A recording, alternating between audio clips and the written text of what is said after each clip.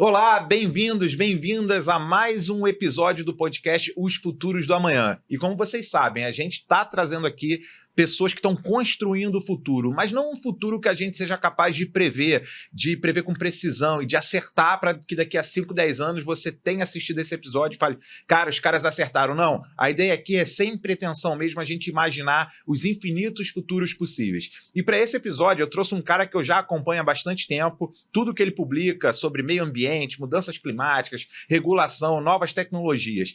Jean-Marc Sasson.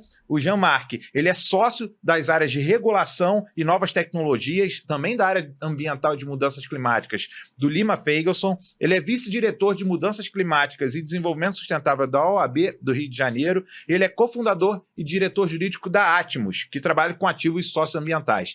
Jean, bem-vindo aqui, cara, é um prazer conversar com você. Como eu já te falei, a gente sempre puxa um gancho inicial para falar de futuro, mas aparecem infinitos futuros possíveis, eu tenho certeza que com você isso vai acontecer. Bom, primeiras palavras aí, queria que você se apresentasse um pouco além desses rótulos, né, dessa chancela que você tem, que é bastante grande, você é um cara bem atuante e que está sempre aí concorrendo entre os nomes mais admirados na área de regulação, compliance, mudanças climáticas. Se apresenta aí para a galera que vai te conhecer um pouco mais nos próximos minutos. Valeu, Daniel. Obrigado pelo convite. Uma honra estar aqui com você. Brasil, esse é o podcast aí do ano. Acompanha esse cara. Cara, eu, Jean-Marc, né, antes de tudo, eu sou um pai, né, 2 filhos, sou um cara que busco sempre atuar com propósito. Então, hoje eu estou buscando solucionar as dores, né, mais latentes da nossa sociedade. Então, assim, como é que eu consigo contribuir, né, com essas dores? A gente tá muito latente hoje, o que a gente está passando no Rio Grande do Sul, por exemplo, né, resultado aí de negligência do poder público, dos efeitos, né, das mudanças climáticas. Então, eu sempre costumo aliar, né, a tecnologia, né, como que a tecnologia ela consegue sanar essas dores, né, e levar, né, agregar valor, né, para a nossa sociedade, mas não só falando assim em termos coletivos, mas como as próprias empresas hoje, né, as organizações privadas, elas conseguem, né, se aliar a essas novas soluções, novas tecnologias e trazer segurança jurídica, né, mitigar riscos, fazer a gestão desses riscos. Então, a minha ideia é sempre tornar, e eu acho que casa muito, né, com o título aqui do podcast, como é que a gente pode fazer esse amanhã, né, com mais saúde, né, com menos riscos, que legado que a gente vai deixar, né, para nova geração, futura geração. Cara, eu até vou fazer uma provocação, eu acho que o momento não é de fazer muita brincadeira, mas fazer uma provocação, que eu sempre falo que a gente traz aqui pessoas para discutir os futuros possíveis. Eu acho que dessa vez eu trouxe um cara que ajuda a gente a fazer o futuro possível, né? Tornar o futuro menos perigoso, menos arriscado e mais sustentável para as próximas gerações, não só as gerações dos nossos filhos, mas as próximas gerações. E você é um cara que veio do direito, né? Você é uma referência na área do direito, muito na área do direito ambiental, ESG, sustentabilidade, mas sempre que a gente conversa, você fala muito sobre tecnologia, sobre inovação, sobre clima.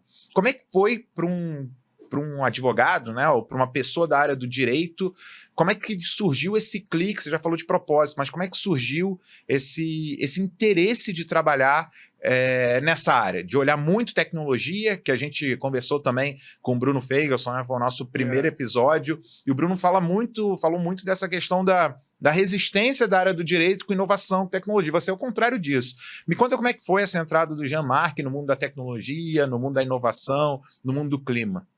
Pô, o Bruno Feigelson, um abraço lá para ele. Cara, ele é um dos caras que me inspirou a olhar para esse caminho da inovação, do uso da tecnologia. Mas, cara, a minha trajetória começa aí, pelo menos há uns 15 anos atrás, também não quero falar a minha idade, né? Já tô sem cabelo aqui. Cara, eu li um livro chamado Plano B. Esse livro, ele falava sobre os problemas ecológicos que a gente já passava naquela época e ele trazia algumas soluções básicas, né? Voltadas para a organização civil, poder público, como é que poderia sanar esses problemas ecológicos. Ali foi onde eu tive meu clique, né? A minha vocação eu descobri ali. Eu já trabalhava com direito, né? Eu já trabalhava na iniciativa privada, mas quando eu li esse livro, eu falei, cara, acho que tem um mundo aqui a ser desbravado. O direito ambiental, na época, né? Ainda numa mentalidade mais ingênua, eu imaginava que o direito ambiental ele visava proteger, né, a natureza, né, o meio ambiente, que, aliás, o meio ambiente é um termo até interessante para a gente pensar aqui, é um termo supérfluo, né? Você sabe que em Portugal só usa o termo ambiente. Meio e ambiente são duas palavras iguais, né? Então, aqui no Brasil, a nossa Constituição é a Constituição que mais protege o meio ambiente, em termos não só conservadores, mas em termos holísticos, né? A gente tem muitos artigos na nossa Constituição Federal que protegem o meio ambiente. Então, ali eu comecei a estudar o direito ambiental, só que hoje o direito ambiental ele é um direito conservador, né? Onde você, na advocacia, você acaba defendendo muito quem polui, né? Então, essa quebra de paradigma na minha cabeça, como profissional, eu tive que me aliar à tecnologia, né? Porque é a tecnologia que vai ser a ferramenta onde você pode até ofertar para esse poluidor, né? Como que você mitiga a poluição dele? Como é que você pode aliar uma tecnologia, por exemplo, hoje como é que você faz a gestão de resíduos, né, de uma empresa ou da sua casa? Não é só separar ali nos lixinhos coloridos, né? Você separa o que é o resíduo molhado, né, orgânico, e do resíduo reciclável. Mas como é que você pode agregar, ou até mesmo instrumentos jurídicos hoje, por exemplo, na blockchain, a gente pode falar hoje de crédito de reciclagem que está na blockchain. Você tem hoje startups hoje que, com a blockchain, você consegue entender o ciclo da gestão desse resíduo, né? Então, como é que você agrega essa segurança, como é que você torna esse ciclo mais eficiente e mais barato, menos custoso, né? No final, a gente está falando disso. O ativo mais escasso hoje no mundo é tempo. Então, a tecnologia ela vem para agregar um pouco por aí, né? Cara, deixa eu só puxar aí, não sei se eu te interrompi, mas a gente ouve muito falar de crédito de carbono, e aí você citou outro tipo de crédito aqui, que é o crédito de reciclagem.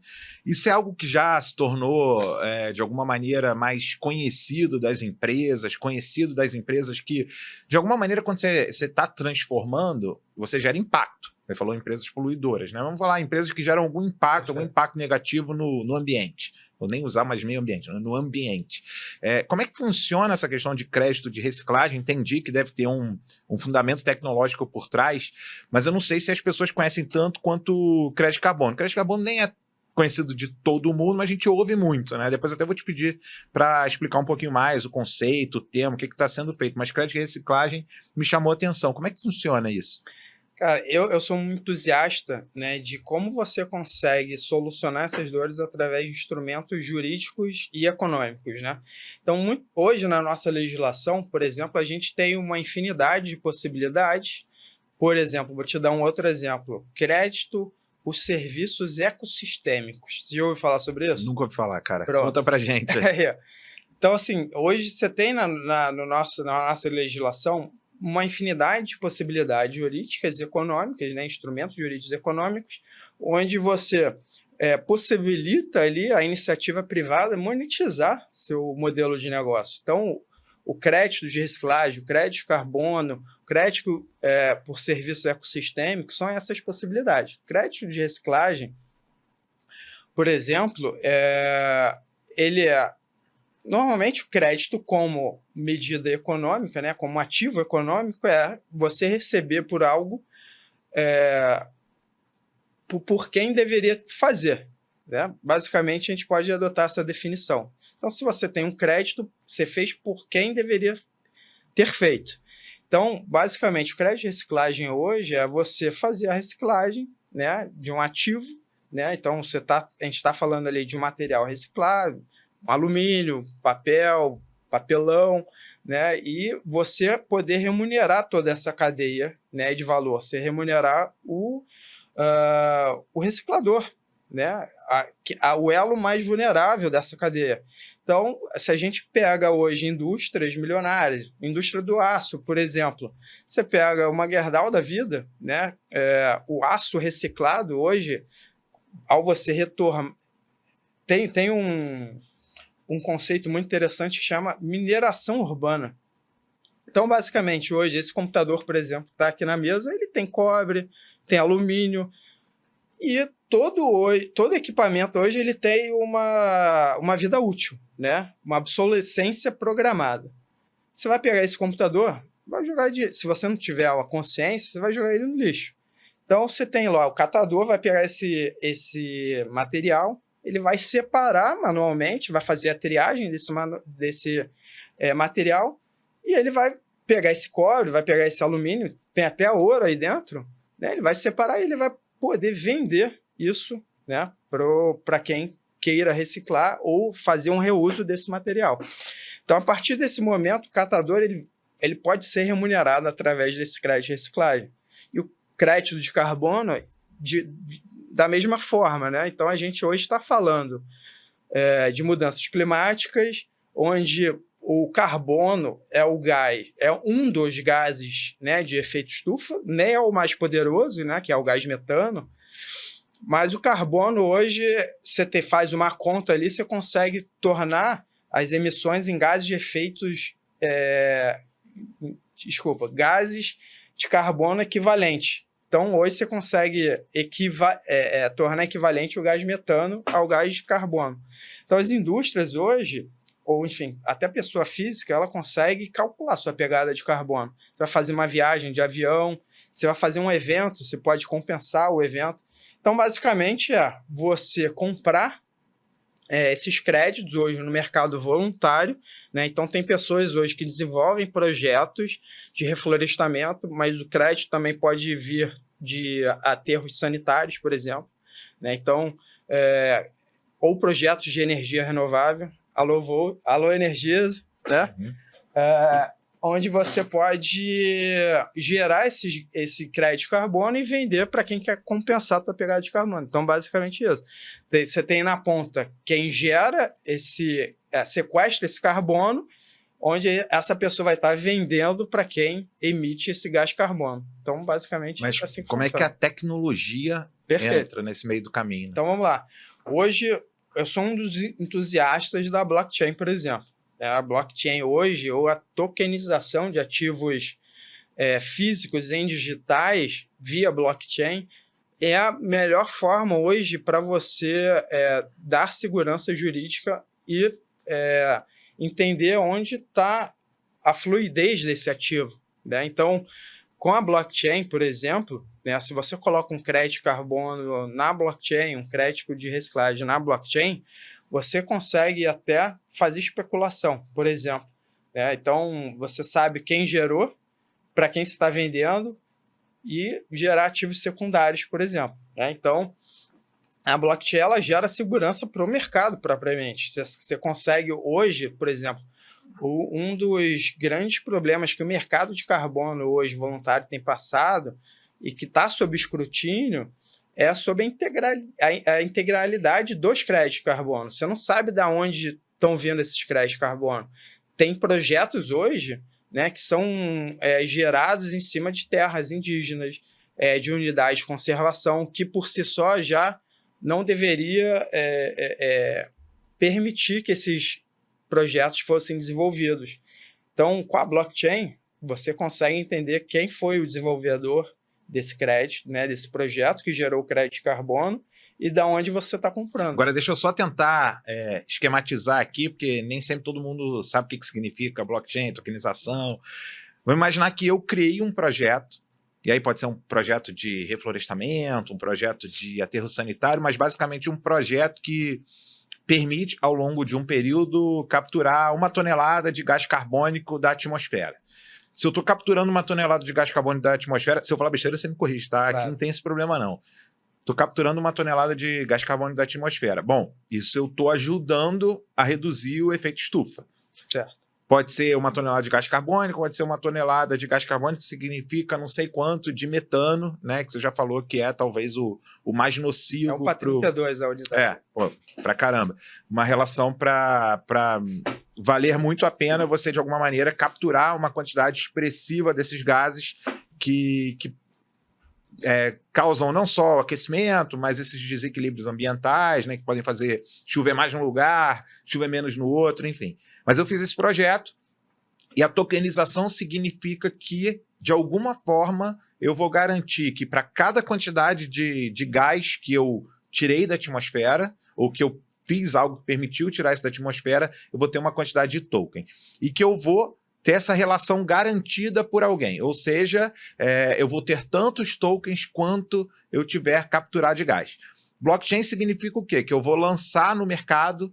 Podem ser mercados, corretoras, né, ou agentes autorizados a fazer a negociação disso, e eu vou vender isso para alguém que deveria estar capturando ou não estar emitindo esses mesmos gases para chegar naquele conceito que você falou de eu estou fazendo para alguém que não está. Então, se eu tenho uma indústria que é muito impactante, que emite muito gás, eu posso comprar esses tokens ou esses créditos na forma de tokens numa rede, numa corretora e tal, e eu vou ter garantido que eu não estou vendendo 10 vezes o que eu capturei. Fez sentido esse desenho? Fez sentido. Tá muito simples, é mais complexo. Eu acho que é mais simples até, né? Porque hoje, né, vamos colocar, né, um projeto, ele pode gerar inúmeros créditos de carbono, né? Então, cada crédito de carbono, ele é, né, um ativo, cada ativo, ele pode ser tokenizável. Basicamente, a tokenização, de forma muito simplista, é hoje, qualquer ativo físico pode ser tokenizado ou se tornar um ativo digital, né? Então, um crédito ele pode ser tokenizado e virar um ativo digital. E ao você tokenizar, que significa colocar na blockchain, você consegue fazer qualquer tipo de transação simultânea, transfronteiriça, de forma instantânea.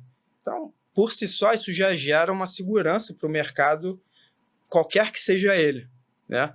Então, você tira intermediários, enfim, valoriza por si só o ativo, né? Se você sabe de onde ele está vindo, para onde ele vai, o próprio ativo ele já se valoriza. E aí você falou transfronteiriça, né? Vamos imaginar, então, que a gente aqui no Brasil tem capacidade de fazer projetos de grande capacidade de captura desses gases por conta da nossa extensão, por conta do nosso solo, por conta de uma série de fatores, e eventualmente eu posso vender para indústrias na Europa ou na Ásia que estão emitindo gases. E aí transformar em token, já permitir isso ser viável. Não preciso ter nenhuma instituição combinando com outra. Joguei na blockchain, alguém vai lá na Ásia, compra e fala assim, ó, comprei aqui 1 milhão de toneladas, nem sei os números, nem tem referência, mas 1 milhão de toneladas de carbono por conta da indústria que eu criei. Isso significa ser transfronteiriço. Eu gosto de chamar o Brasil de Arábia Saudita do mercado de carbono. Tamanha é a nossa vocação para esse mercado, tamanha a possibilidade de desenvolver projetos, né? Basicamente, a gente tem projetos, como falei, oriundos de energia renovável, de reflorestamento. Então, hoje, aqui no Brasil, a gente tem milhões de hectares hoje disponíveis para você reflorestar e, por si só, você gerar esses créditos de carbono. Logicamente, a gente está falando aqui de um mercado que prescinde da blockchain, né? Ele já funciona sem a blockchain. Então, hoje, a Europa, principalmente, o mercado asiático, tem muito interesse em comprar créditos oriundos da Amazônia, né? A Amazônia hoje é algo que chama atenção o mundo inteiro. Embora a gente saiba o valor da Amazônia, eu gosto sempre de lembrar... Você já ouviu falar dos rios voadores? Não. Cara, os rios voadores é uma parada foda. Desculpa usar esse pode termo. usar, que pode usar palavrão à vontade. Eu até indico Às vezes aqui... palavrão é até acrônimo, que a gente não conhece. Boa. Então, foda é o mínimo que eu posso dizer. Assim, poucas pessoas entendem o que são os rios voadores. O rio voador... Para você ter uma ideia, em termos de volume, o maior rio do mundo, em termos de volume, qual que é? Amazonas. Amazonas, perfeito. Eu já estou imaginando o que é o Rio Voador, mas vamos lá, deixa você explicar. O Rio Voador, em termos de volume, ele é maior do que o Rio Amazonas. Então, basicamente, toda árvore, ela transpira, emite vapor d'água, né? E o Rio Voador, ele é formado, né, por esse vapor d'água das árvores da floresta amazônica, que é a maior floresta tropical do mundo. Esse vapor d'água, ele desce, ele vai. Depois, cara, dá uma googada, assim, tem gráficos fantásticos. Esse vapor d'água, ele bate nos Andes e vem aqui para o centro-oeste e sudeste. Se não tivesse os Andes, né, se você pensa aqui numa latitude sul, né, abaixo da linha do Equador, você tem uma série de desertos. Você tem o deserto do Atacama, você tem deserto do Saara, você tem deserto na Austrália. O centro-oeste e o sudeste só não são desertos por causa do Rio Voador, né? Então, volta e meia, a escassez hídrica aqui no sudeste, não chove. Por que não chove? Cara, relação direta com desmatamento na Amazônia. Mas chove pra caralho como choveu no sul. Cara, isso são efeitos extremos, né, das mudanças climáticas. Então, o vapor d'água que vem da Amazônia, assim como a poeira, né, da areia do deserto do Saara, interfere, né, tem interconexões. Então, o que eu quero dizer, o Rio Voador é um ativo hoje do Brasil e do mundo que é pouco falado, é pouco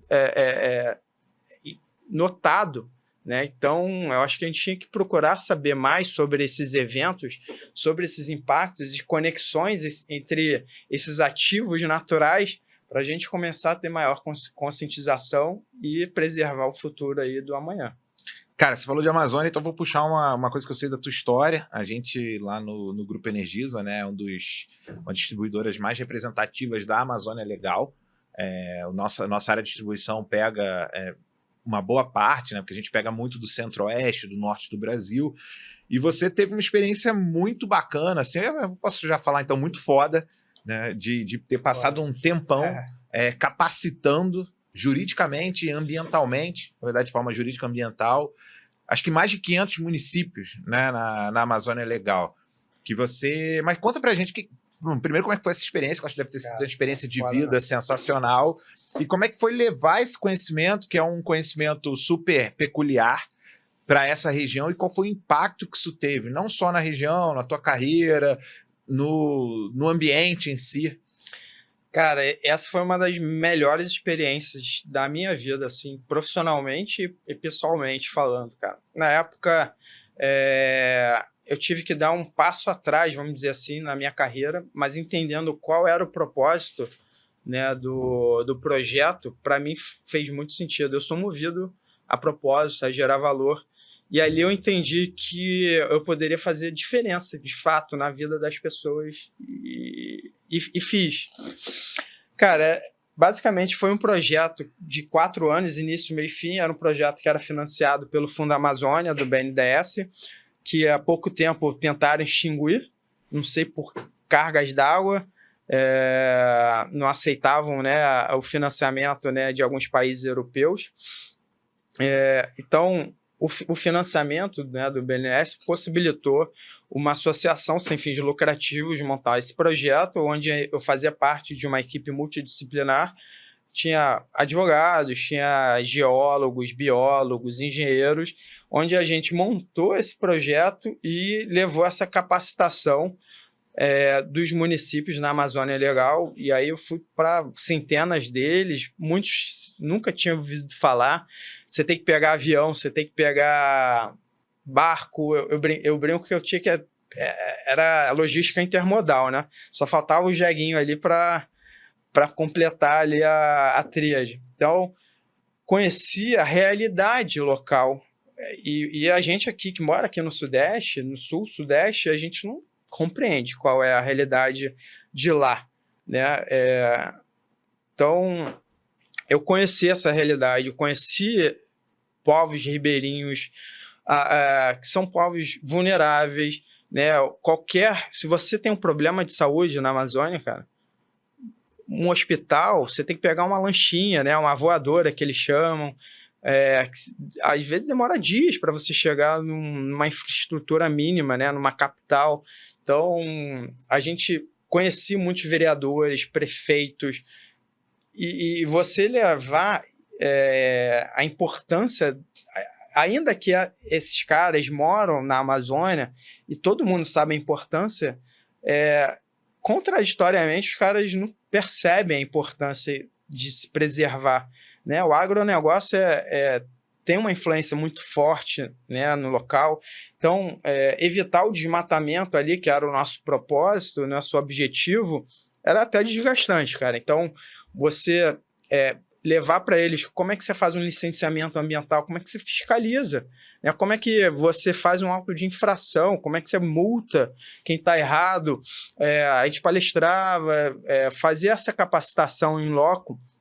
Então, eu acho que, ainda que seja uma gota no oceano, a gente conseguiu fazer uma diferença. Por exemplo, a gente tinha uma interlocução muito forte, eu acho que esse é um case muito legal.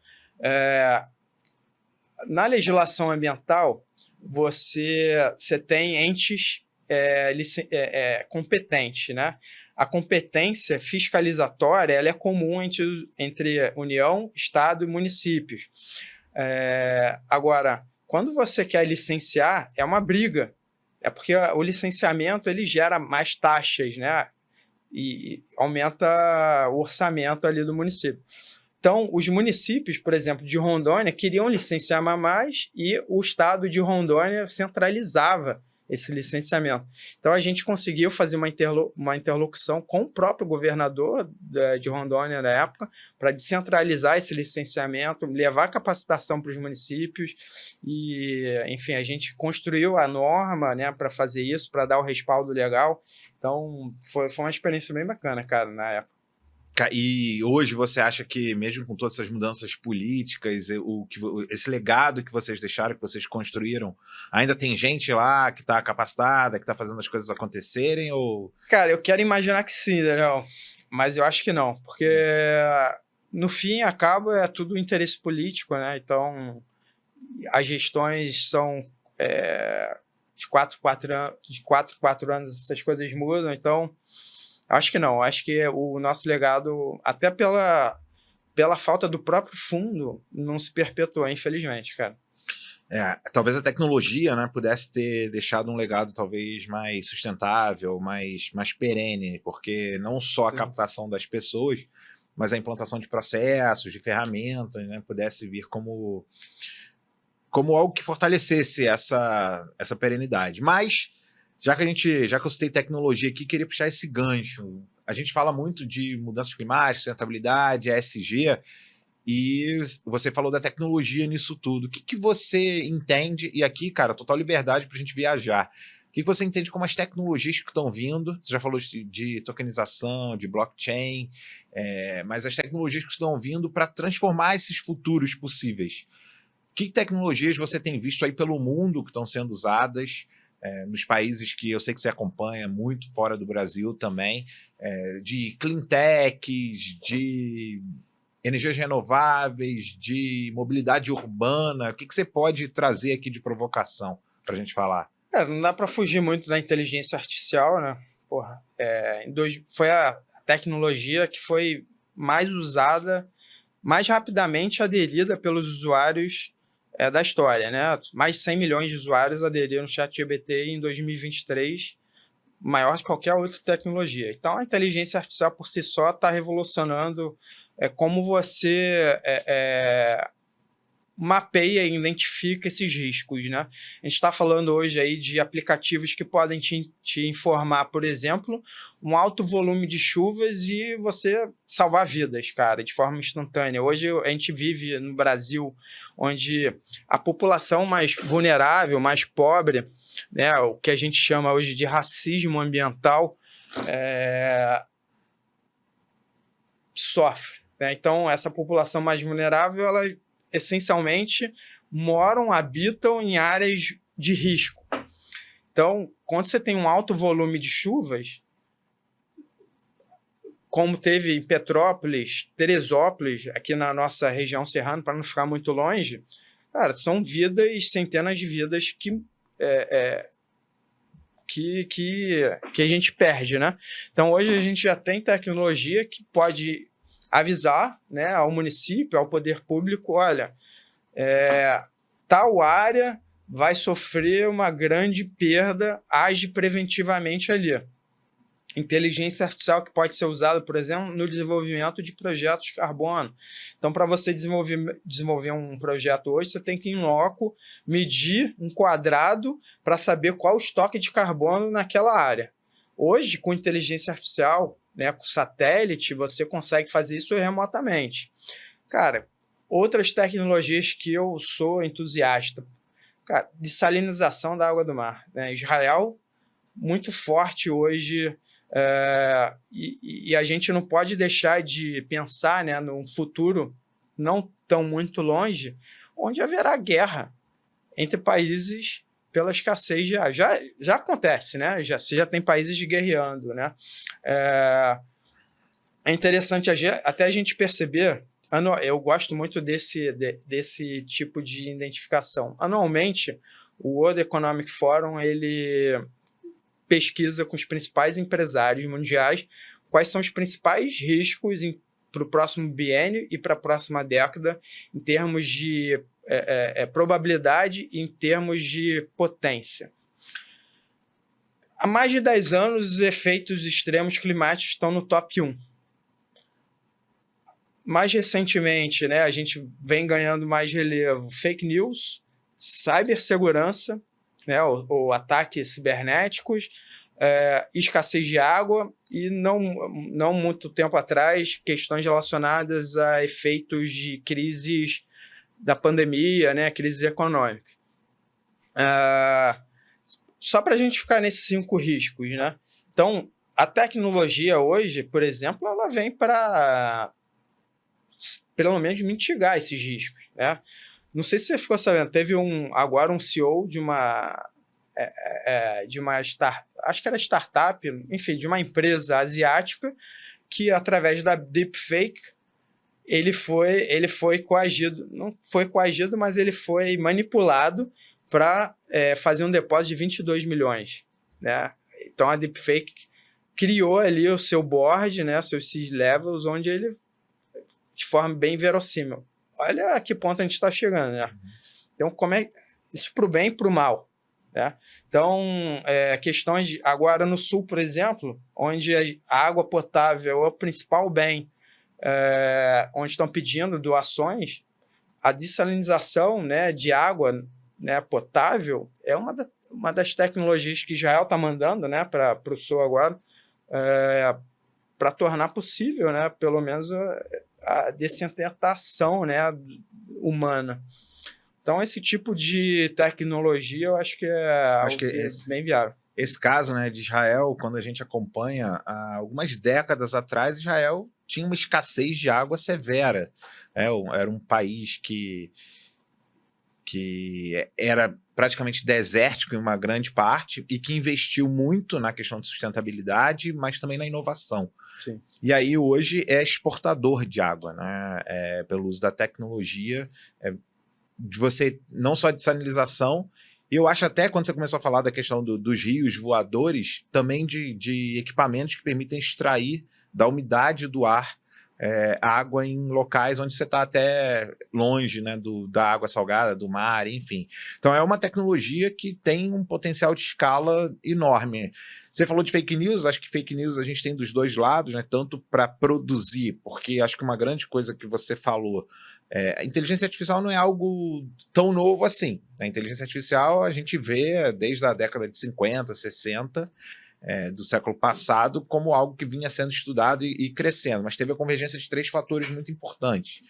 A questão das redes, a questão da capacidade computacional e a questão da disponibilidade de dados, né? Porque hoje você consegue treinar plataformas com grandes mananciais de dados disponíveis de todos os tipos, desde dados neutros a dados com vieses racistas, vieses de misóginos, numa série deles. Mas tem um quarto fator, que eu acho que foi o que causou esse grande crescimento aí dos 100 milhões usando ChatGPT, que é exatamente a capacidade de interface. Antigamente, para você usar a inteligência artificial, você precisava ter um conhecimento muito técnico, né? Você precisava conhecer determinadas linguagens de programação, ferramentas específicas. Hoje é só saber perguntar. Quanto mais você sabe perguntar, melhor você é capaz de usar uma ferramenta. Não é só chegar lá e falar, eu quero isso. Você pode definir tom, você pode definir fontes que você gostaria que fossem consultadas, você pode definir como é que você quer que aquilo seja gerado, em qual formato, né? Então, tanto do ponto de vista de geração, porque todo mundo hoje pode usar a inteligência artificial para gerar algo, desde textos simples até música, enfim, eu já compus música sem ter o menor conhecimento musical. Mas também para identificar. O que você acha que vai correr mais rápido? A capacidade de gerar deepfake ou de identificar que algo foi criado por máquina? É uma pergunta provocativa, não sei nem se tem a resposta também. Hoje já tem algumas iniciativas onde o próprio conteúdo gerado por inteligência artificial vai vir com uma marca d'água, né?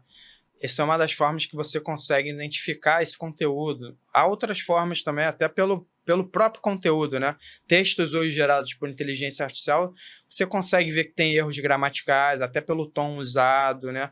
Então, tem algumas formas não tão diretas onde você consegue identificar. Eu acho que esse é o grande X da questão. Hoje é questões relacionadas à propriedade intelectual. A quem pertence esse conteúdo, né? Então, assim, como você consegue identificar o que é deepfake ou não? Cara, hoje os hackers estão tão profissionais que você não consegue diferenciar se o cara é amador ou profissional, né? O golpe está tão perfeito que você não consegue. Eu acho que hoje a nossa tendência é ficar agora com uma pulga atrás da orelha, um pé atrás. Será que esse conteúdo, será que esse software, será que esse produto é verdadeiro ou ele é falso? Né? O que vai E aí leva um pouco do que você falou. Vai gerar, vai orientar, vai tendenciar para que tipo de perguntas você vai fazer para fazer essa checagem. E aí a gente vem para um tema que é um tema um pouquinho polêmico e que divide, eu acho que a grande parte dos especialistas hoje, que é a questão da regulação. Você, tá aqui, né? Você é sócio da área de regulação e novas tecnologias lá do Lima Ferguson.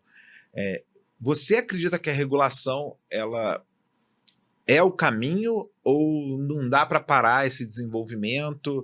A solução não é só regulação, ela vai ter que vir também por educação, até botar essa pulga atrás da orelha melhor, ou a humanidade está perdida, né? A inteligência artificial é a melhor coisa e a pior coisa que aconteceu. O que você acha que até onde a regulação vai conseguir atuar e quais são as soluções se ela não conseguir?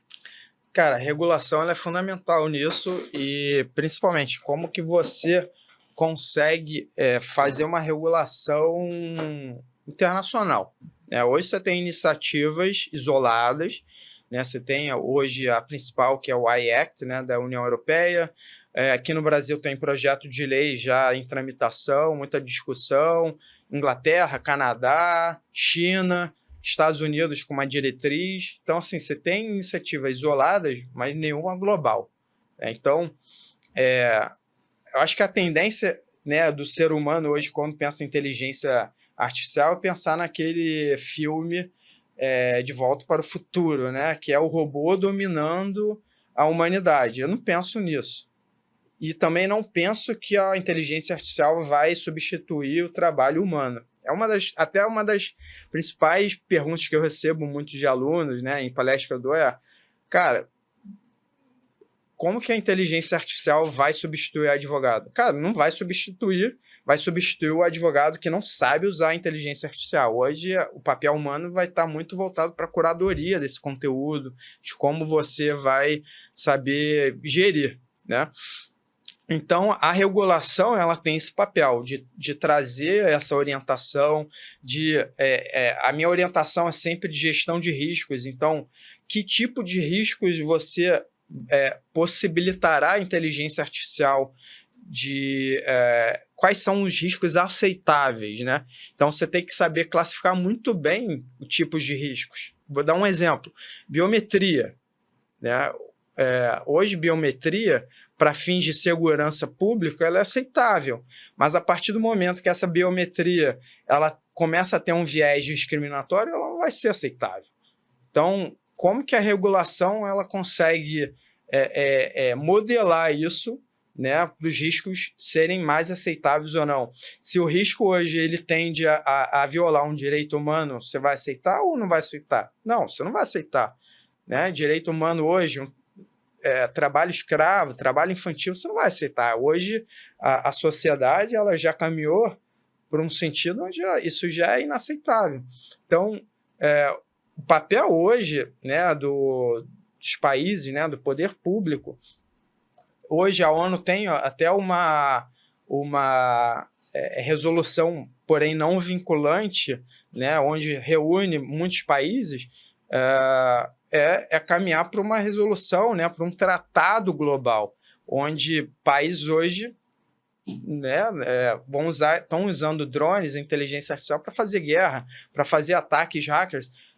Como é que você consegue mitigar isso? Como é que você consegue paralisar esse tipo de ataque? Né?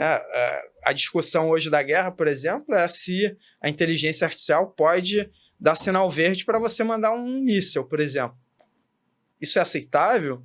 Não tem que ter uma decisão humana por trás? Porque quando é inteligência artificial, quem que você vai culpar no caso de uma decisão errada? Né? Quem programou, quem desenvolveu, quem fez o conteúdo original, né? Que você até perguntou de quem é essa propriedade intelectual. Eu acho que você, nesse caso, acaba desumanizando o processo. Quando você desumaniza o processo, você deixa de ter responsável. Isso. Que até outro dia eu estava conversando com um cara até que eu quero trazer aqui, que ele tá estudando, não sei se é sociologia ou filosofia, e o tema dele é exatamente sobre inteligência artificial, né? Quem fica responsável quando os algoritmos começarem a tomar certas decisões que hoje são inerentemente humanas?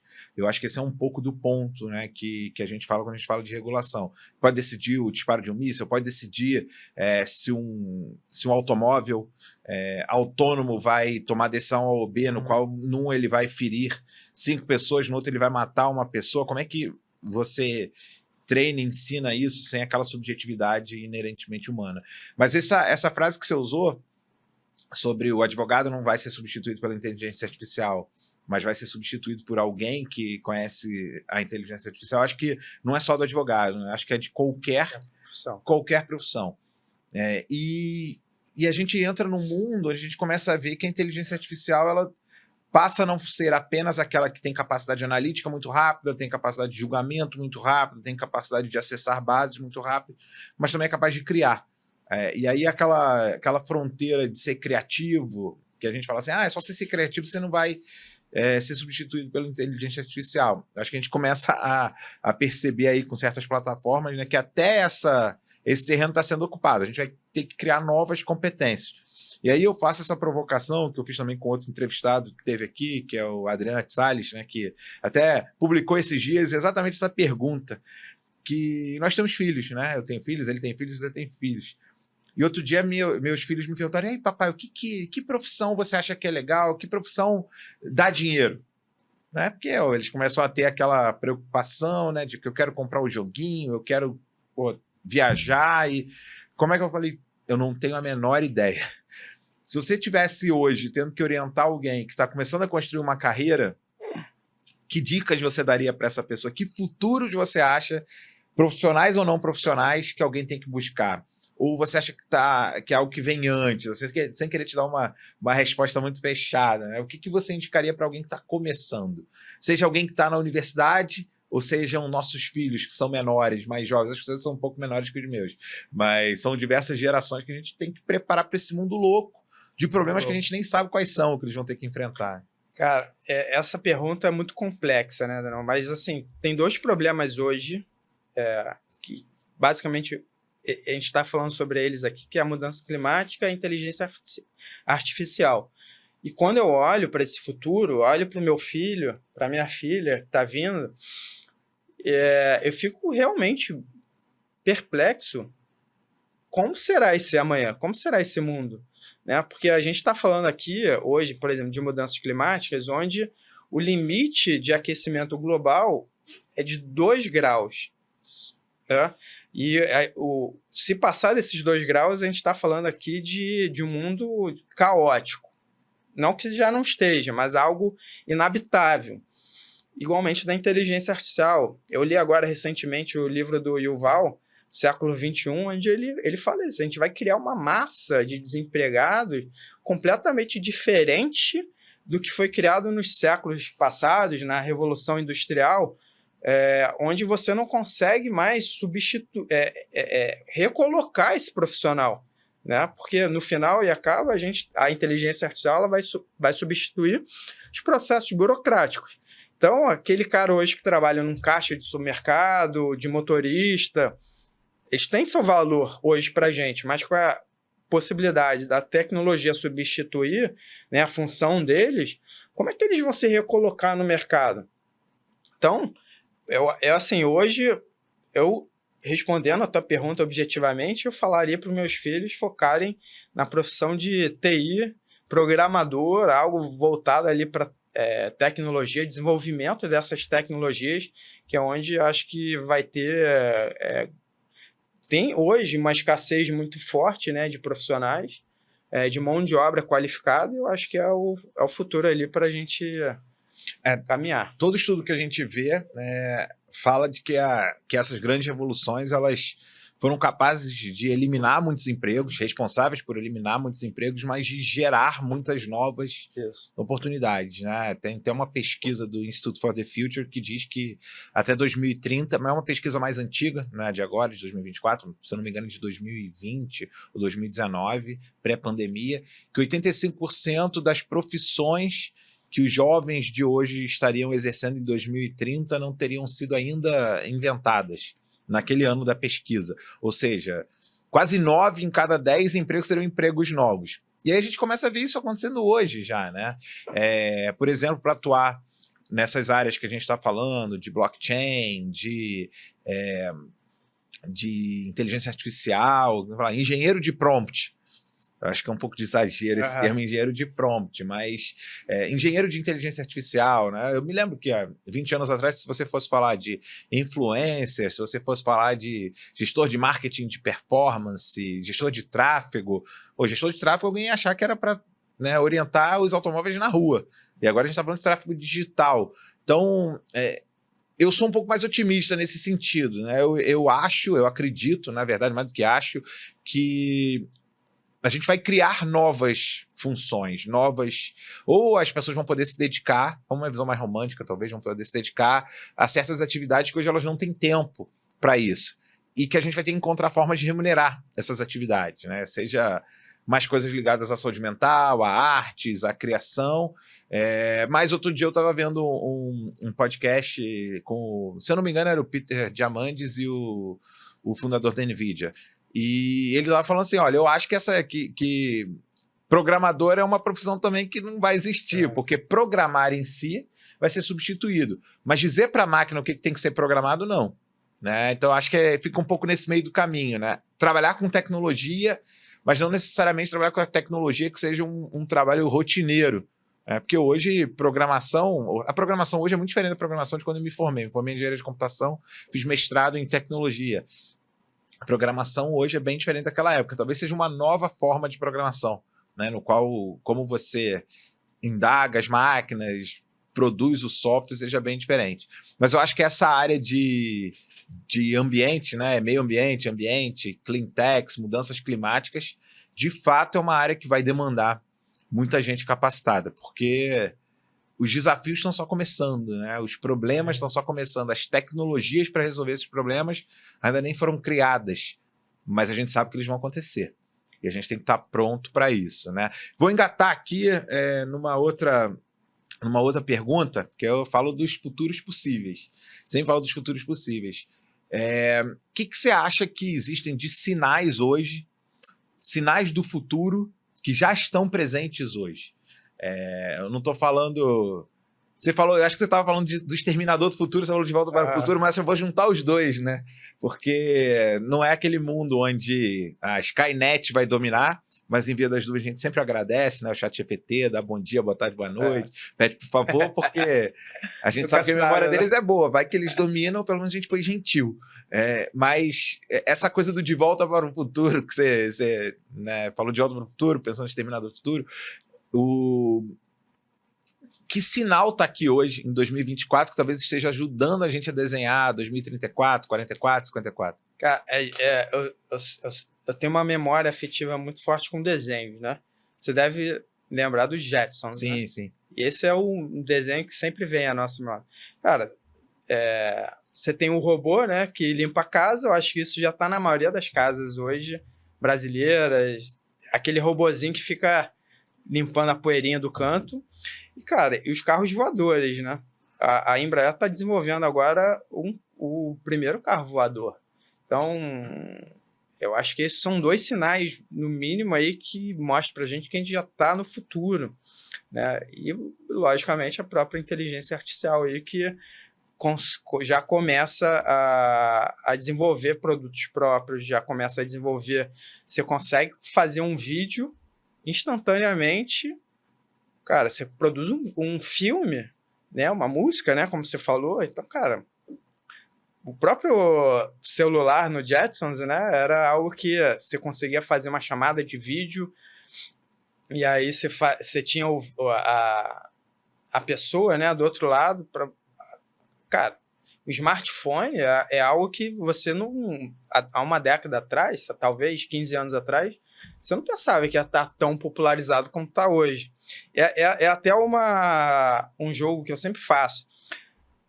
O smartphone você não achava que fosse ser popularizado, democratizado como está hoje. Igualmente a blockchain, trazendo isso hoje.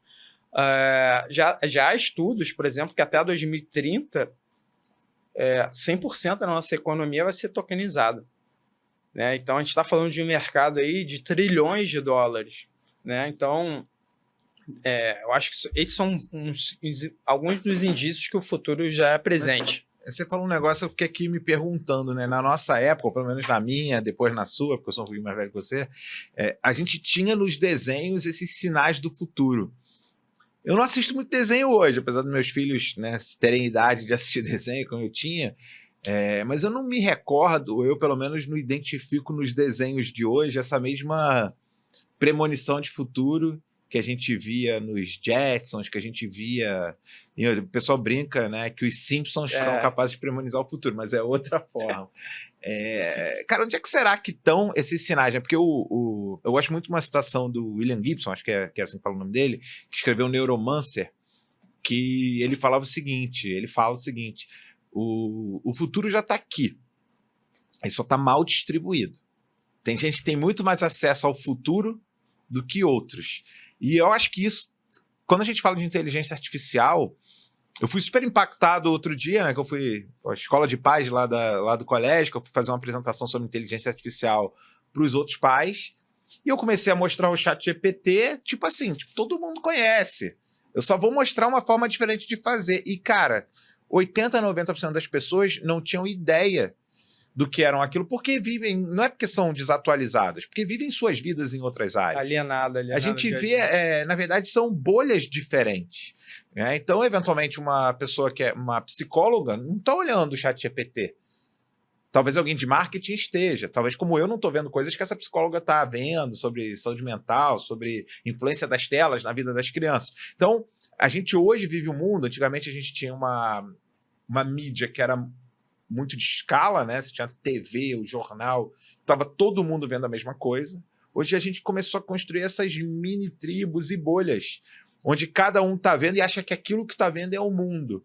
Então, eu fiz uma música lá no Suno, até eu vou fazer um episódio aqui usando essas ferramentas, uma brincadeira com o meu grupo de amigos, e quando eu mandei, ninguém minimamente imaginava que eu tinha feito aquilo usando uma plataforma de inteligência artificial. O pessoal falou, pô, não sabia que você tocava, não sabia de quem é essa voz. E aí fiz um pro meu filho no aniversário dele, ele achou que tinha sido o pessoal do Fute Paródias que tinha feito, né? Ficou super emocionado e tal.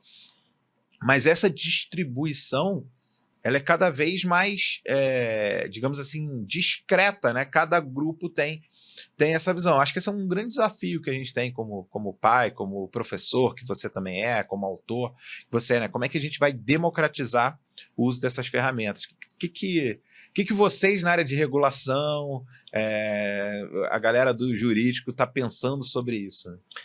Cara, me veio um termo agora, não sei nem se já existe, se não existe, eu vou depositar essa marca, que é o racismo tecnológico. Uhum. Da mesma forma que, como eu falei do racismo ambiental, os mais vulneráveis eles são impelidos a morar em áreas de risco.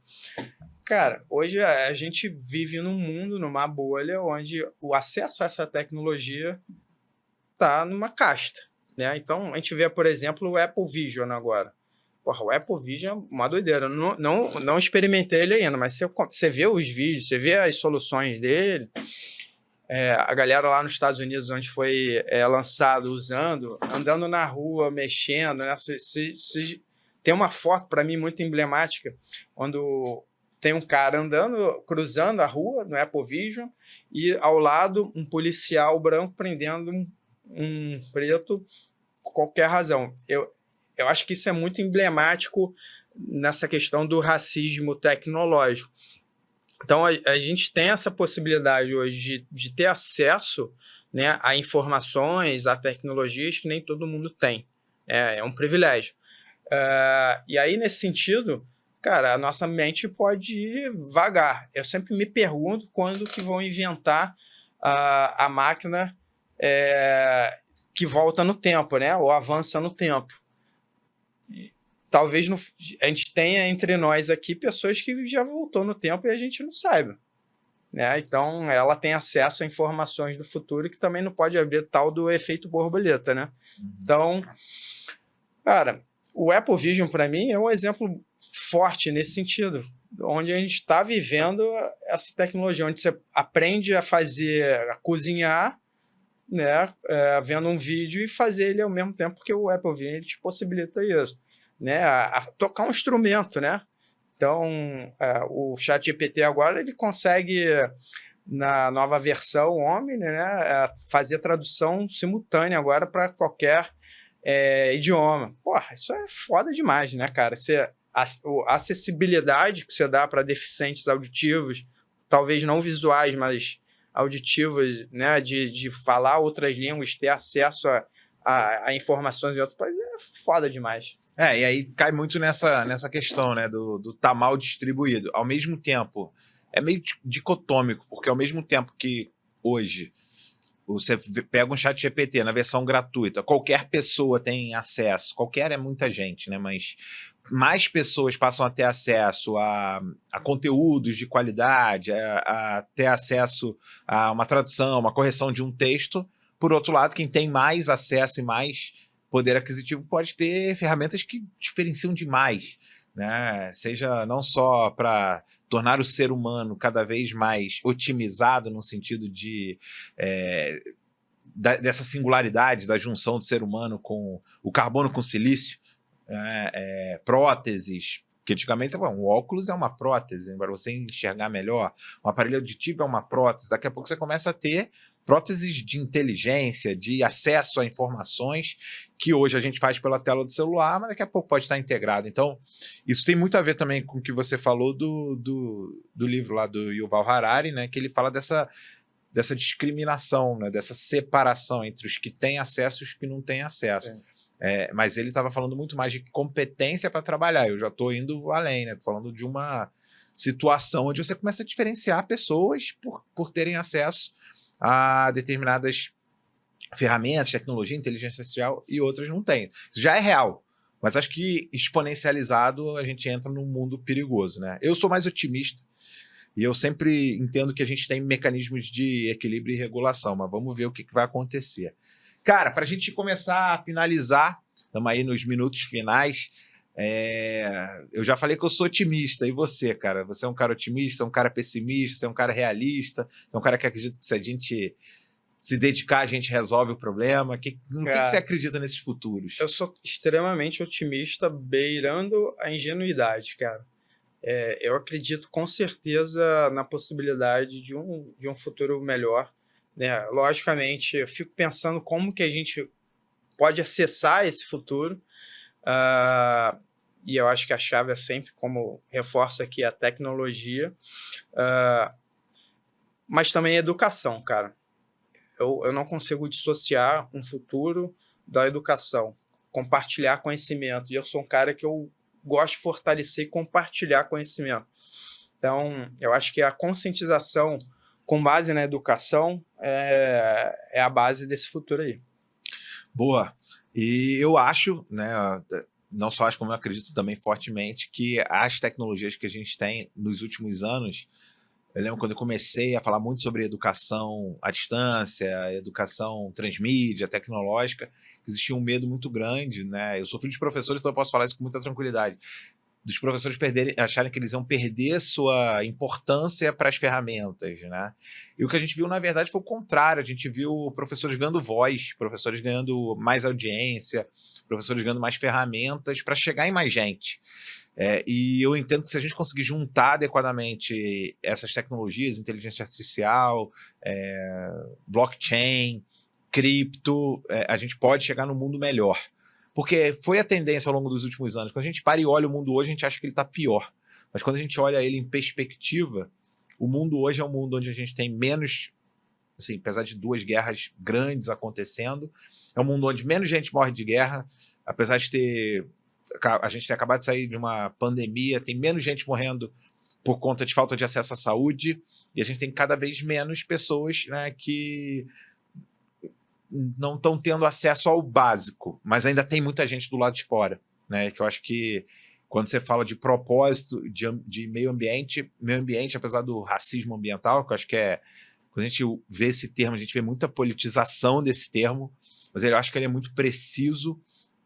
Ele é um tipo de racismo que ele funciona até um certo ponto, porque qualquer um de nós está sujeito a isso. Se você tem um desequilíbrio, né, por conta de enchentes e tal, você afeta todas as classes. É claro que, assim, quem mora numa área de risco corre mais risco de um deslizamento, como foi muito em Petrópolis, mas você vê hoje no Rio Grande do Sul, você tem orlas inteiras destruídas, né? Então, eu acho que por justiça sempre a gente tem que se preocupar por isso, mas eu acho que um chamar de alerta, né, afeta todo mundo.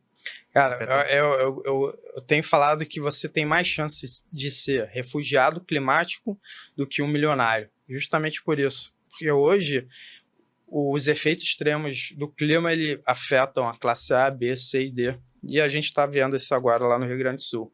Então, hoje, você não tem mais como escapar com a falácia, a mudança climática ela é abstrata, não tem nada que eu possa fazer que não esteja ao meu alcance. Cara, hoje, mais do que nunca, ela é concreta. A gente está vendo aqui os efeitos dela. Se a gente não mudar, cara, todas as cidades costeiras do Brasil, incluindo aqui o Rio de Janeiro, o nível do mar vai subir, as geleiras vão desgelar, cara, e vai alcançar todo mundo. Então tem que criar maior resiliência das cidades. Como é que as cidades vão se adaptar? Como é que as profissões, né, a sociedade, o indivíduo, ele precisa se adaptar para que isso não aconteça? Já está acontecendo, a gente pode reverter, a gente ainda tem uma chance pequena, mas tem. É isso aí. Bom, palavras finais, cara.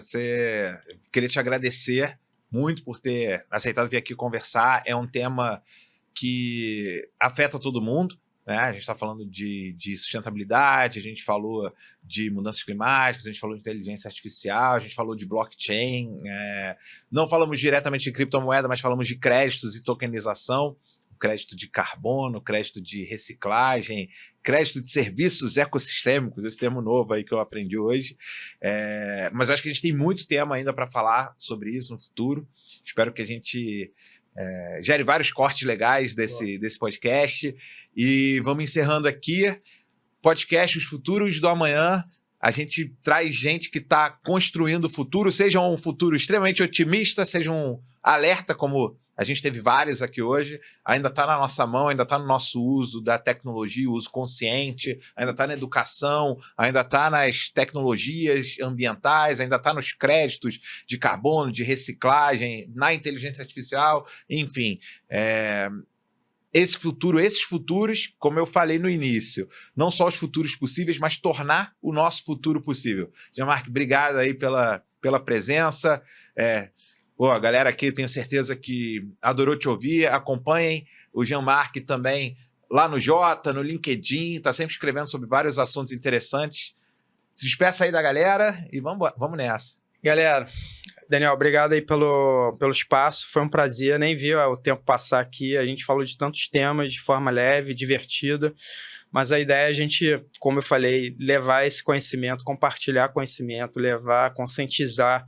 Eu acho que esse é o meu papel hoje, né? Trazer essa conscientização, educar, até porque hoje tem muito idiota hoje falando muita merda hoje, então mais do que nunca, você ter pessoas que tenham essa consciência, que tenham esse conhecimento e compartilhar isso é um dever, né? Então, obrigado pelo espaço, me acompanhem lá no LinkedIn, Instagram, Jean-Marc Sasson, compartilho sempre novidades, regulatórias ou não, né? Então, inovação principalmente. Então, obrigado pelo espaço, conta comigo aí, cara.